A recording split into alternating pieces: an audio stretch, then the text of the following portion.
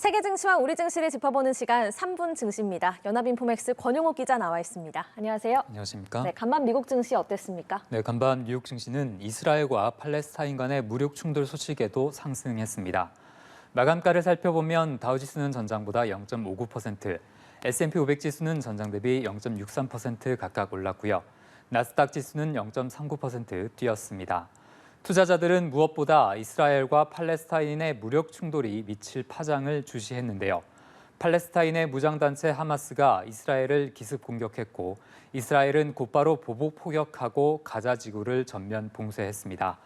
양측 사망자가 1,500명, 부상자도 수천 명에 달하는 것으로 알려졌는데요.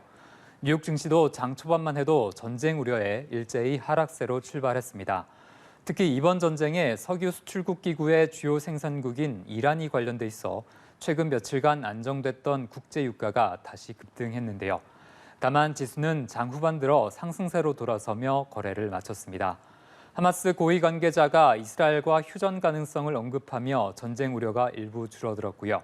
무엇보다 연방준비제도 관계자들의 금리 관련 발언이 시장에 안도감을 줬습니다.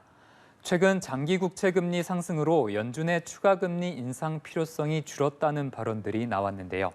댈러스 연은의 로리 로건 총재는 장기 금리가 높은 수준을 유지한다면 기준금리를 높여야 할 필요성이 떨어진다고 말했습니다.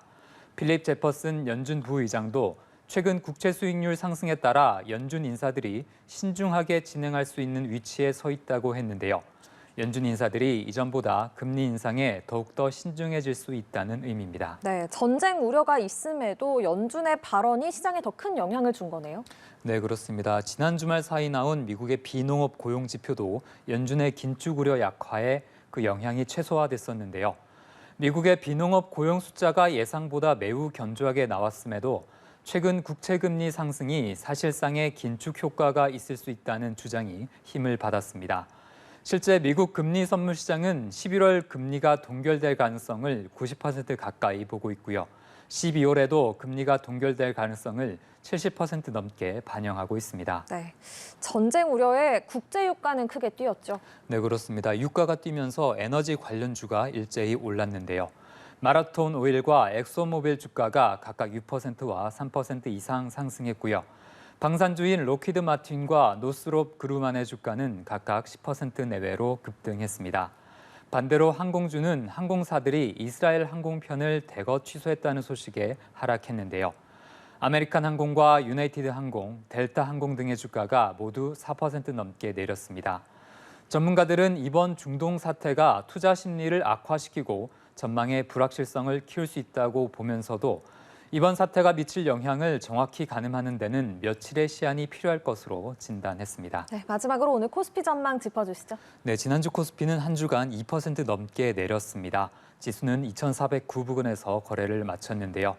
오늘 코스피는 미국 증시 움직임을 반영하며 강보합권에서 출발할 것으로 전망됩니다. 이번 주 국내 증시는 미국의 국채 금리 움직임과 중동 사태에 따라 출렁일 것으로 보이는데요. 간밤 하루 휴장했던 미국 국채 금리가 중동 사태를 어떻게 반영해서 움직일 것인지 일단 지켜봐야겠습니다. 네, 알겠습니다. 3분 증시 권용욱 기자와 함께했습니다. 고맙습니다.